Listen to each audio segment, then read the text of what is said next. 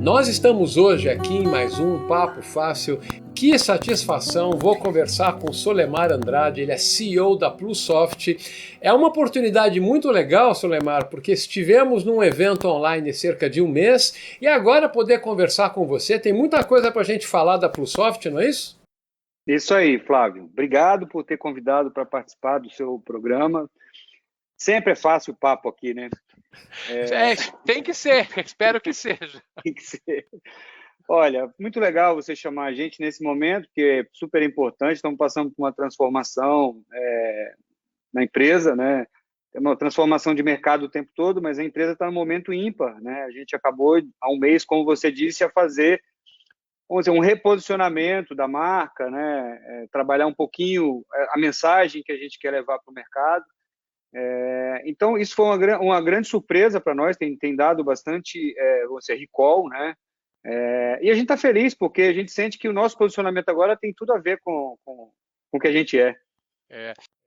Não, é muito legal. Inclusive, você já me deu alguns spoilers. Eu sei que a empresa não é tão jovem assim, está evoluindo há muito tempo. Faz um breve resumo do histórico da empresa, porque aí permite nos ajudar a entender onde que ela está no dia de hoje, por favor.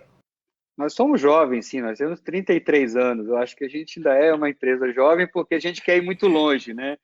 Se a gente pensar que a gente quer ir muito longe, 33 anos ainda é muito pouco. Mas a gente está desde 1988 no mercado. Nós eu tenho dois sócios que são fundadores, o Guilherme Porto e Fernando Macedo, né, que fazem parte do conselho hoje. A gente começou lá atrás com um negócio de transcrição de cartas para para os clientes de um grande cliente nosso do ramo de alimentos e bebidas. Isso, né, começou de uma forma muito arcaica e, enfim, nos últimos 33 anos, acompanhando os movimentos de mercado, a tecnologia, a criação do tal do CRM, né, para gerenciar as relações com os clientes, a gente veio evoluindo junto com isso, com toda a mudança de legislação, com toda a privatização, enfim, né, com todos os movimentos econômicos que o Brasil sofreu e as evoluções do mundo, a gente chegou até aqui com 183 clientes de grande porte. Esse assim, é um pouco da nossa trajetória. Não, e é muito interessante porque vocês começaram a trabalhar nessa área que hoje vocês têm grande expertise, que é atendimento a cliente, aplicações de CRM e uma série de planetas que orbitam esse mundo, né, de atendimento a cliente. Então, assim, fala um pouquinho. Quem que é o cliente da Plusoft hoje em dia? Qual é o perfil das soluções de vocês? Eu acho que é interessante a gente entender, porque de fato vocês estão chegando numa tecnologia bastante avançada, né? Que a gente vai conversar mais para frente também. Sim, o nosso primeiro cliente lá atrás está com a gente até hoje, né? Eu posso falar, isso não é segredo, é a Nestlé, né? E é um cliente que a gente tem muita gratidão, porque sempre exigiu muito da gente, né? E fez a gente se virar para conseguir estar no patamar deles, né? Uma das maiores empresas do mundo e de alimentos e bebidas, enfim. Isso forçou, né, a gente a criar no nosso próprio DNA ali uma vocação para empresas de grande porte, né?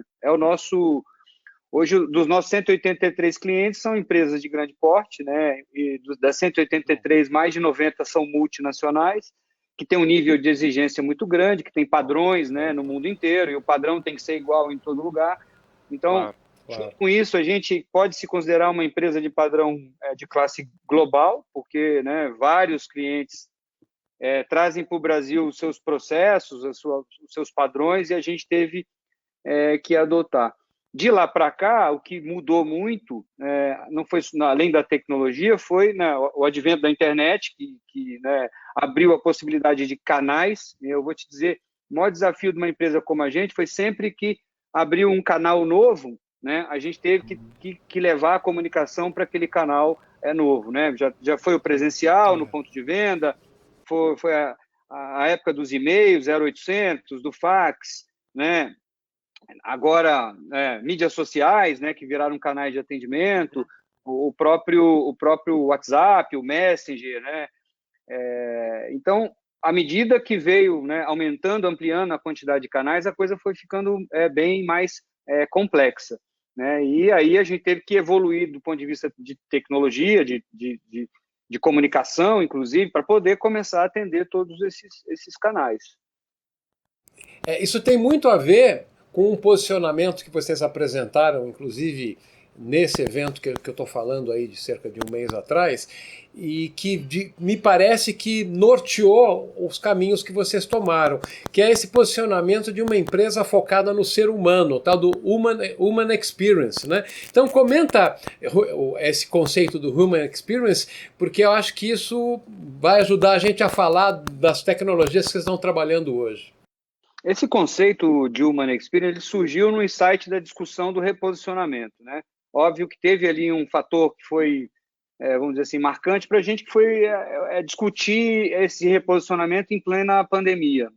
A gente começou essa discussão em agosto do ano passado, 2021, e a gente terminou essa discussão em janeiro desse ano, para entender um pouco da essência da empresa, para onde a gente queria ir. Então, a gente ouviu, né, os stakeholders todos, ouvimos os nossos colaboradores, ouvimos os clientes, ouvimos os sócios, ouvimos os jornalistas, né, e veio muito insight desse negócio falando sobre a Plusoft, né, a Plusoft é vista, né, por esses stakeholders como uma empresa que vamos dizer assim, muito próxima, muito focada no relacionamento, até porque, como eu te falei, a gente tem uma base de clientes, né, de mais de 180 clientes e tem um tempo um tempo que estão com a gente aí, a média é superior a 15 anos. Então a gente constrói relações de longo prazo. Esse período da pandemia mexeu muito com a gente, né? O desafio de gestão de pessoas, do próprio time, o desafio de estar longe do cliente, né? Ao mesmo tempo, a gente tinha alguns insights vindo aí de eventos que a gente foi fora do Brasil, né? Nos Estados Unidos, no próprio Singularity, e se discutiu muito essa questão da automação, da robotização, e, por outro lado, o viés da humanização, né? Então, já existe essa discussão da humanização das interfaces há algum tempo. E a gente juntou isso tudo e falou, pô, a gente é uma empresa feita de gente que gosta de gente, né? Só que a gente usa um negócio no meio chamado software para fazer a mágica acontecer. Então, o software não pode ser o nosso fim, ele é um meio para o relacionamento, né? Então, assim, a gente é gente fazendo software para a gente. Então, o cara que desenvolve a nossa aplicação é um ser humano, e ele vai desenvolver para um ser humano utilizar do outro lado. Então, grande parte da preocupação ela está focada nas relações que as pessoas e a empresa têm com seus colaboradores, com os sócios, né, com o ecossistema, mas, por outro lado, também tem a preocupação daquilo que a gente entrega como meio, lá o software que o cliente vai usar do outro lado, ele tem que ser humanizado. Porque a gente se considera uma empresa inclusiva. Então, eu tenho que, do outro lado, se eu sou inclusivo, eu tenho que pensar que tem uma gama de diferenças do outro lado que eu tenho que atender. Então, ou seja, eu tenho que ser humano, eu tenho que humanizar a interface. Quando você fala em humanização, num primeiro momento eu estava entendendo que era tornar os softwares mais simples, mais amigáveis, tal. É tudo isso, mas é mais do que isso. Tanto que você me contava que vocês estão aí numa vanguarda, colocando em operação em alguns clientes de início, as tecnologias como bot de voz, bot de texto, mas que tem a percepção cognitiva, de sentimento. Conta um pouco essa história, porque isso acho que vai bem ao encontro, né?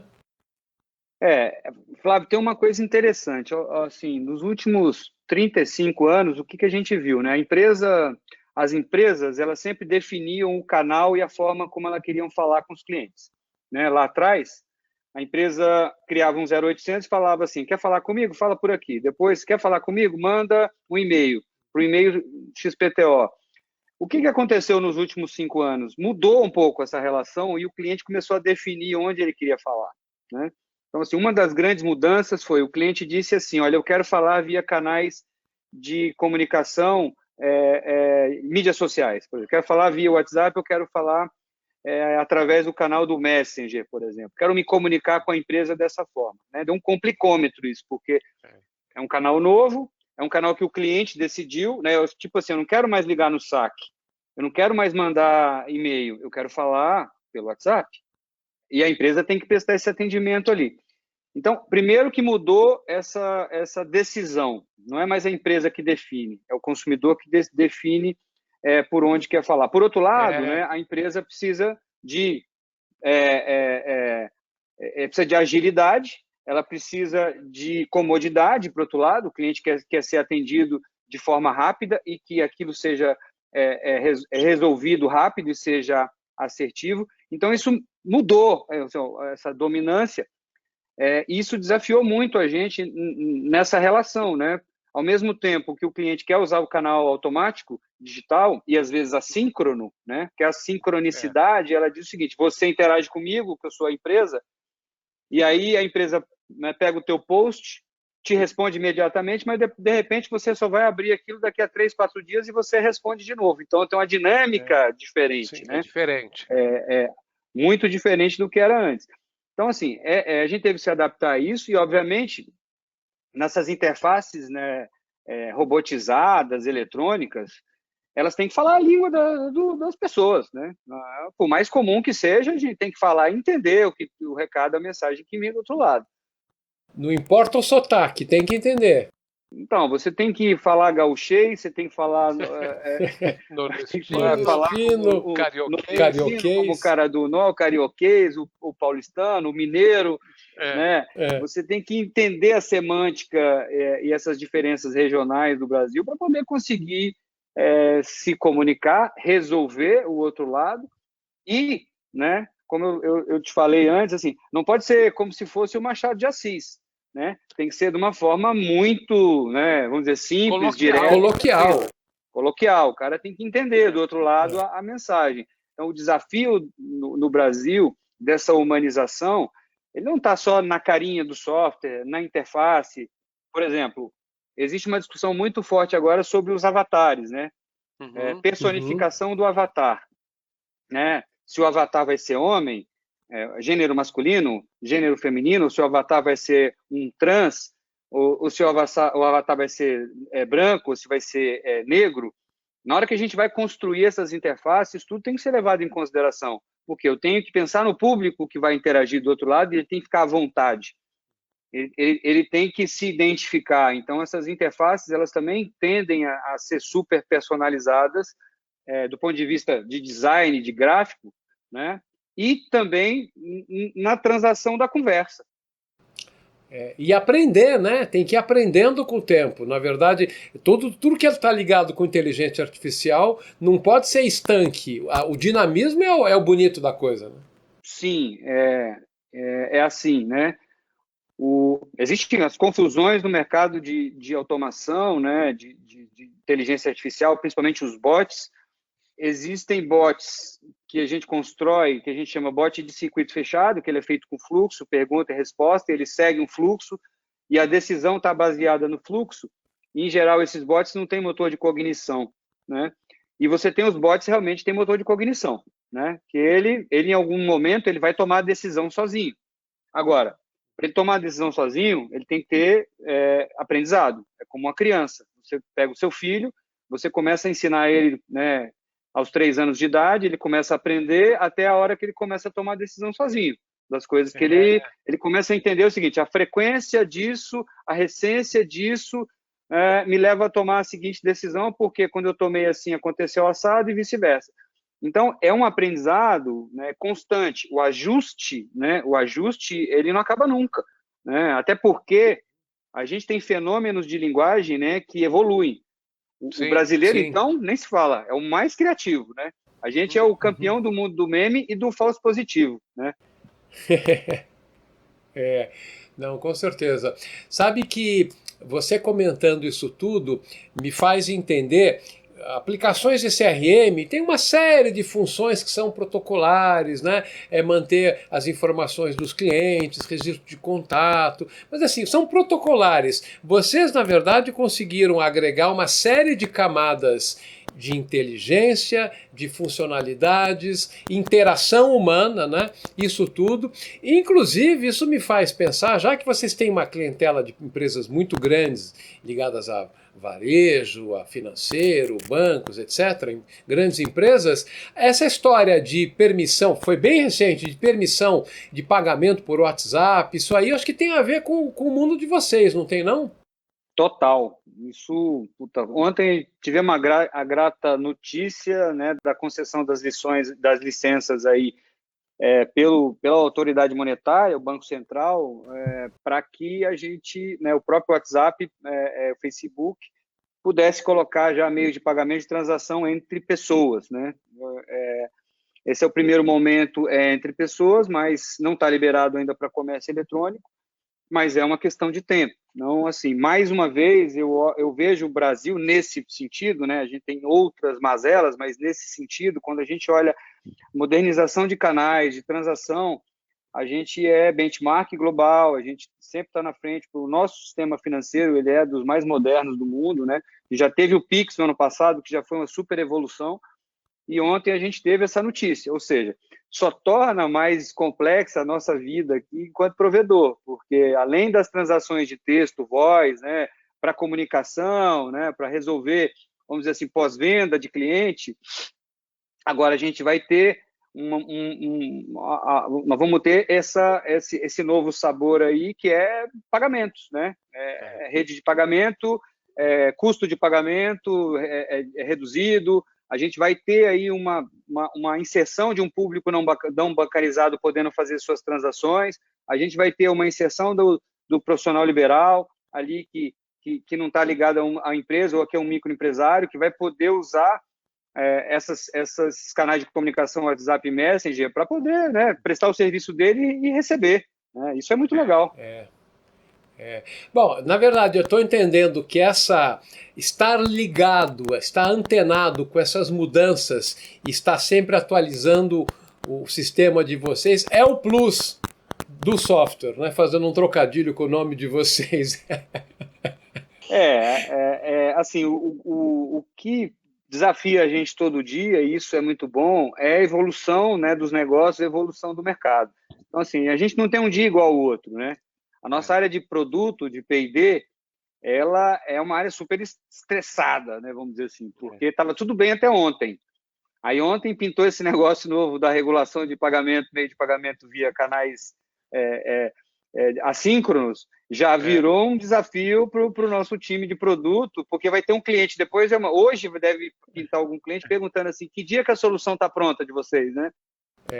É assim, tira os programadores do feriado, chama eles de volta que a gente tem que trabalhar, né?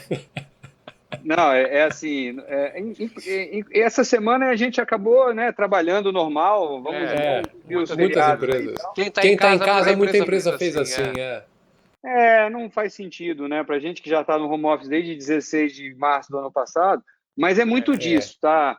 E essa turma que trabalha nessa área, eles são movidos a isso. Então, até a hora que a gente tem que controlar o cara e falar, cara, você está mandando e-mail no sábado e no domingo aí, discutindo produto, discutindo arquitetura, discutindo design, calma, né? A preocupação para o cara não ter um burnout ali, mas os caras ficam muito empolgados com esses temas novos aí. Com certeza, com certeza. Olha, Sr. Lemar, nosso tempo explodiu completamente, mas é tanta coisa legal para a gente conversar, contar essa parte de uso humanizado e inteligente da tecnologia. Eu adoro esse assunto. Eu já quero combinar com você de, em algum tempo, quem sabe, né, presencialmente, se essa vacina que está na esquina aí, ela chegar logo para a gente dar um pulo no escritório, fazer uma gravação presencial, tomar um café pessoalmente com vocês, que tal? Vamos combinar? Nossa, eu adoraria, porque assim, uma das coisas que a gente sente muito falta, né, hoje é isso, né? A nossa empresa, os nossos clientes falam assim, pô, a ProSoft parece a nossa casa, né? Parece parte da família. E a gente recebe muito na empresa, né? E isso para nós tem feito muita falta, né? Mas, se Deus quiser, em breve a gente vai voltar a ter aquela movimentação no dia a dia de visitante. Na verdade, nem foi visitante, porque os nossos clientes têm crachá, né? Eles não precisam de autorização para entrar, e vai ser um prazer receber você, Flávio, pessoalmente, para você conhecer um pouquinho do nosso espaço ali, ter um pouco do olho no olho. Acho que vai ser legal isso aí. Com certeza, vai ser uma satisfação muito grande. Vamos contar para que isso possa acontecer logo. Super obrigado, Sr. Leonardo, pela oportunidade, conhecer mais da Plusoft, que eu já tinha conhecido no mês passado, né? E que a gente possa voltar a falar de novo. Esse foi mais um Papo Fácil aqui com o Sr. Lemar Andrade, CEO da Plusoft. Permaneça bem, seguro e vamos ter essa nossa próxima conversa. Até lá! Super, super fácil o papo. Muito obrigado, Flávio.